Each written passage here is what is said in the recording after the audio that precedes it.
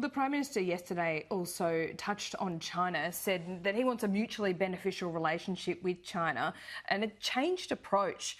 What does that changed approach mean for the Home Affairs Department? Well, again, speaking in terms of how the public service both provides confidential advice to ministers, it's for them then to make decisions and to make the sorts of public statements to which you refer. And I know the Prime Minister made comments on this yesterday. He's made comments before, as have his ministers. It's my job then to figure out how we implement and execute those directions of policy. In my area, working closely, of course, with my colleagues at Foreign Affairs, Francis Adamson, and Defence, Greg Moriarty and others, my job is really to look after domestic implications on everything from telecommunications, foreign interference, critical infrastructure.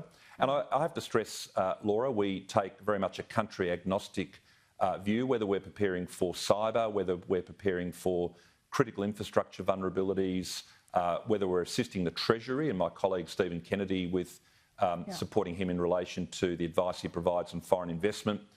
We obviously take the government's policy directions as being paramount, and then we work out our policy responses accordingly. Can I just say in relation to when you refer to China itself, China's a great power. The Prime Minister's making the point that it's rising and that has consequences for everyone. It's not just a bilateral matter for Australia.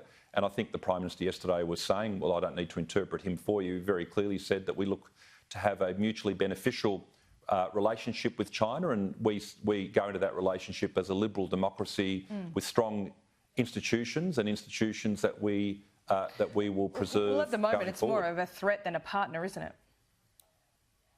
Well, I wouldn't necessarily use that language. It's self-evident, including by way of comments made by the Chinese Foreign Ministry and in relation to specific events, that there are some issues that are of concern to the Chinese side, and frankly, there are some issues that, as our ministers have pointed out, that are a concern to the Australian side. When you're having issues in your relationship, you deal with them, and you deal with them to mutual benefit. It's no different in terms of relationships between countries or indeed any other form of relationship in life. Yeah. You have to work at your differences to a mutually beneficial end, and that's what our ministers have been saying, and more importantly, that's the direction that they've given the public service.